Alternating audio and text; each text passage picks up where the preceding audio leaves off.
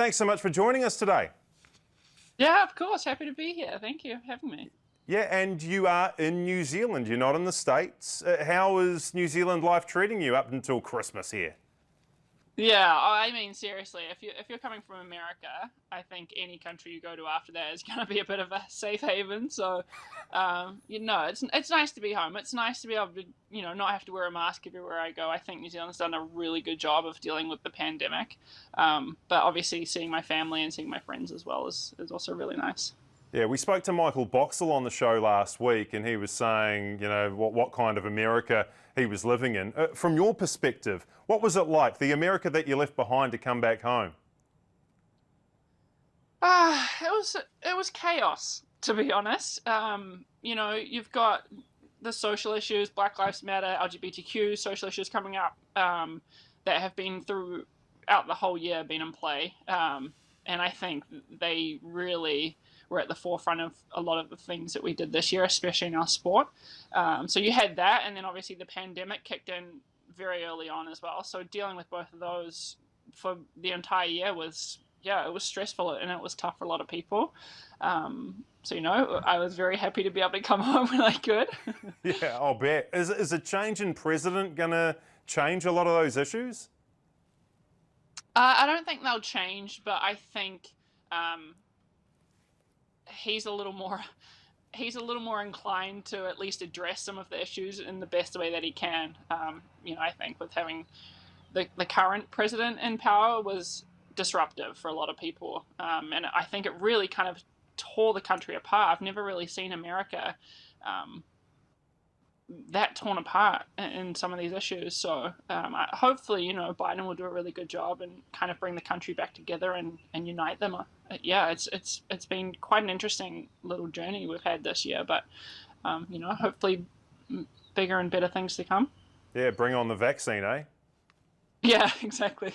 All right, that's enough politics. We're here to talk football. We're here to talk about you. So, life in New Zealand, what have you been getting up to since your return, and how are you staying fit and all that away from your teammates? It's not been a smooth travel coming back. I've actually been back to the States since I got here the first time in September. So as a lot of people know, I'm trying to get my green card, and that process has been severely disrupted with the pandemic. So a lot of the processes were delayed. So I got home mid-September and then got a letter in the mail saying that I needed to come back and do another interview. So I did my quarantine, planned to be here for the entire off season, but then I got out and had to go straight back and then repeat the whole process. So I've only just got out of my second quarantine, spent about a week at home. So it's honestly been really, really tough, really struggled being psychologically with the travel and being in isolation for so long. It's strict isolation. It's not America's version of isolation where you kind of just do what you want. You're in a hotel room and you're stuck. There's no gym. You're being fed meals 3 times a day. I guess that's an athlete's version of prison, I guess. But it's nice to be out. I'm really happy to be home. I think it's kind of worth it to go through that to live a normal life, especially during the time of a pandemic. I'm not wearing a mask. We are still aware. We're still being socially distant. But it's a relatively normal life over here. On that psychological battle of quarantine and all that sort of carry on, is there somebody you talk to about it to try and make sure that your head is right? Like, do you talk to your family? Is there a sports psychologist that you go to? Yeah, I think what the government is doing a really good job of is providing mental health services. So every time I was in quarantine, you have access to people that you can talk to if you need to, because I can understand that for some people it would be a lot to take on. People are traveling as well for things like funerals and seeing family members that maybe aren't healthy, so it can be quite a stressful time. I was okay. It was tough, no doubt. I did think about reaching out a couple times, but like I said, I think the government are doing a great job, but luckily I was able to get through without having to use any of those services. Oh, that's good to hear. Now, listen, you sort of exited the States and came to New Zealand, and it would have been tough for a number of reasons, but I suppose I'd like to highlight two for you now. You leave behind your North Carolina Courage team. They've got the fall series, and you also leave behind your partner. So that must be an incredibly tough situation to deal with, obviously professionally and personally. Yeah, I think this year especially, there's been a lot of individual decisions that have been made, especially because you're considering your own health. Um, Most of the time you're making decisions as a team, and it's relatively easy to come to a conclusion because you're going to do something as a team and you're going to work through it. But this time doing it alone, it's tough because you're just making an individual call about whether or not you want to play and put your health on the line essentially to play the sport that you love. So I decided that I was going to come home and I was going to put my health first, and soccer kind of came second. I know that my family were worried about me as well, so I wanted to ease a little bit of stress within the family, come home, be safe.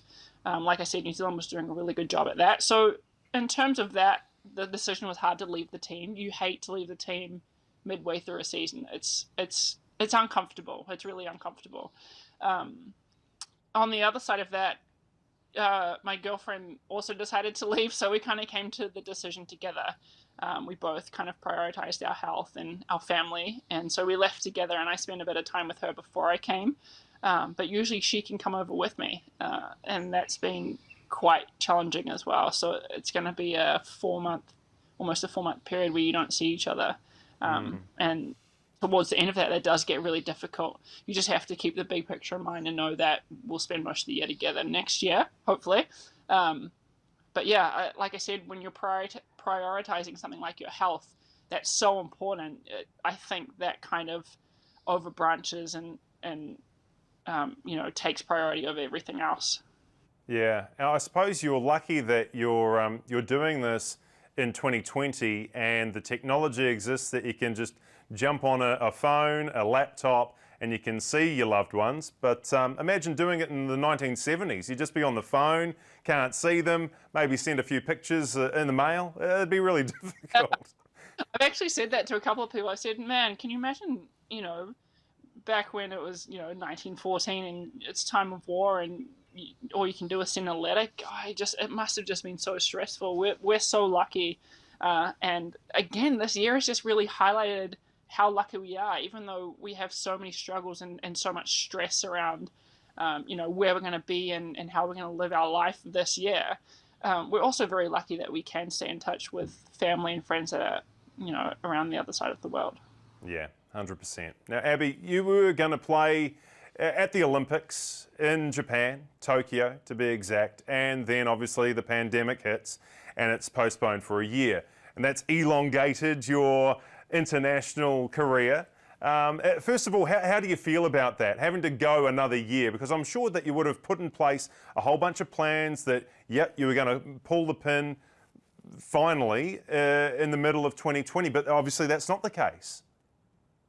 Yeah, I mean, it's tough, no doubt. When you're preparing for a major event that you're building up to, it's taking 3 or 4 years to build up to, and you have a perfect plan in place and everything's going well. Yeah, a pandemic's going to suck in the middle of that, and it is going to blow up a little bit.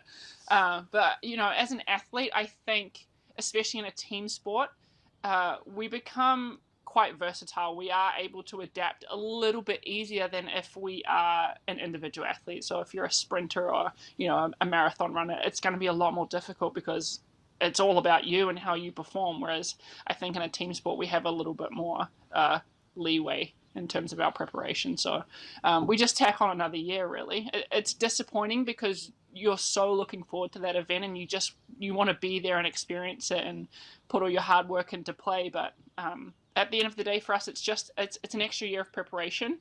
And for some teams, it's actually better.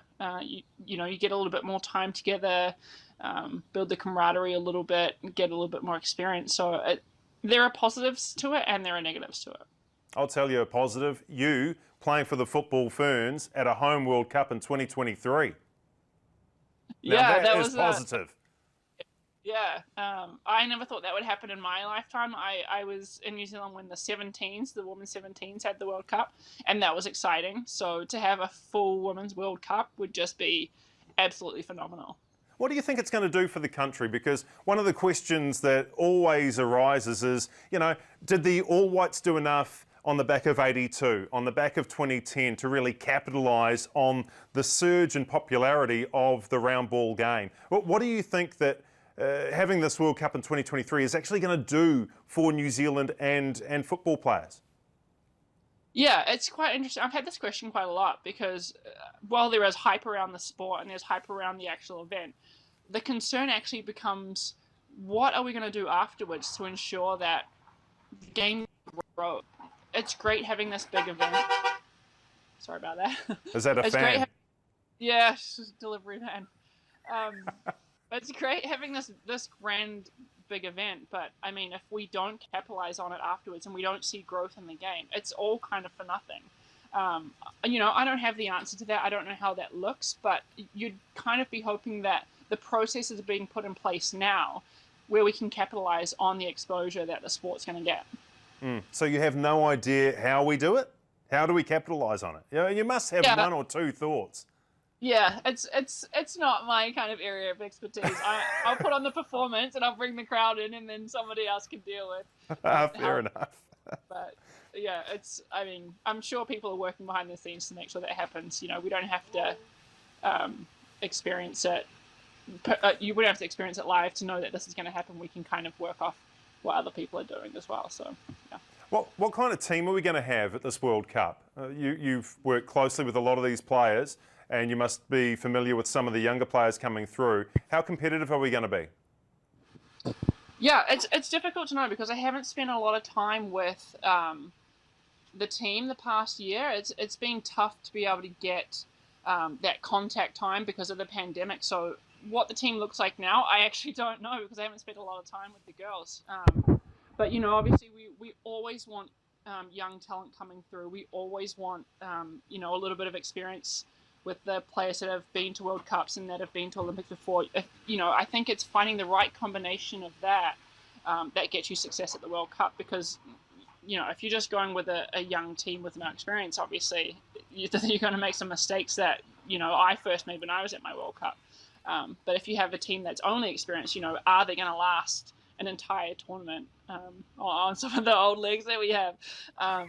So yeah, I think Tom is really experienced in you know, coaching women's teams. Obviously, he's had some success at some of these events, so we're going to draw a little bit on his experience as well. You've been in the States for a long, long time now. That's a wonderful example of the women's game really thriving. So what can you take from that and utilise for New Zealand football or the Wellington Phoenix women should they get into the Australian competition? You know, what makes the States work so well? Yeah, this is I've had this question a lot too, and this is tough as well because when you're looking at the States, they just have an absurd population of players playing the sport, and that really does help because it just drives competition. You know, if you have a Kristen Press drop out of the national team, you've got a Tobin Heath to step into place, or you've got a Lynn Williams that's coming through that's just as good and twice as fast. So they have a really big depth of talent over there, which really helps. And obviously having the college program build straight into the professional program really helps them as well because they're just picking up players from a very young age and developing them going straight into a pro league. And the exposure for those players is phenomenal.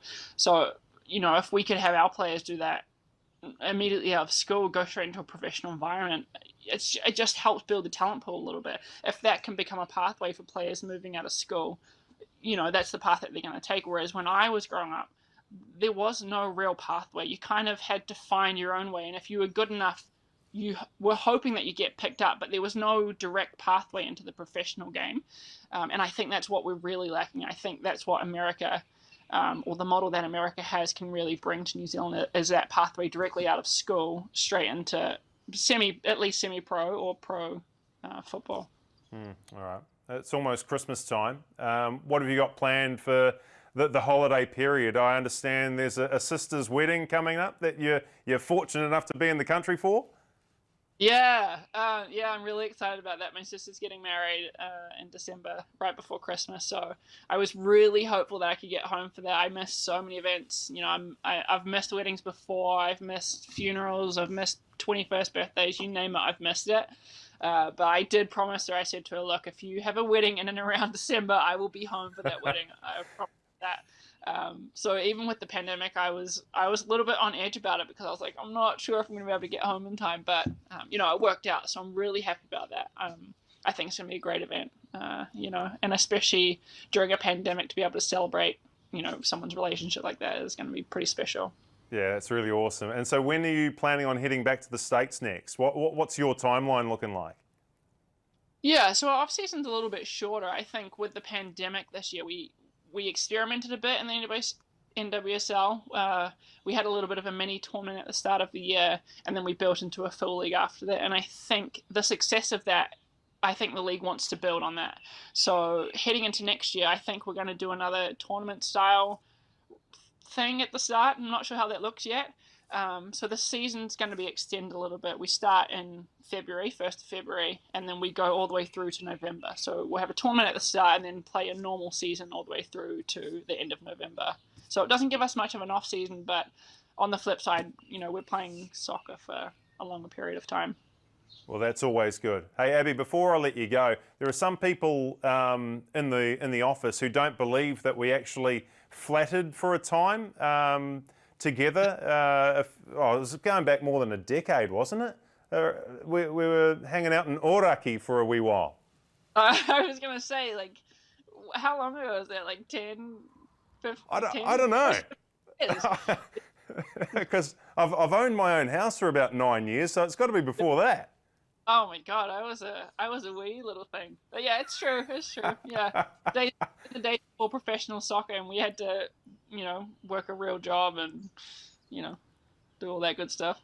Well, look, you know, it's probably about 10 or 12 years too late, but I'm really sorry for not tidying up around the house and doing the dishes when I should have done them. You know, like it's, you know, I think, you know, as an old man, I've grown older and wiser, and, you know, I'm big enough to apologise for all the mess that I left. Yeah, I think every guy gets to that stage where they're like, oh yeah, I should probably apologize for that. 10 years too late, but you know. Well, I apologise, and you know, you can take it or leave it. Abby Erceg, it's been awesome to have you on the Kiwi Football Fix. Thanks so much for your time. Thank you, appreciate it. Thanks for having me.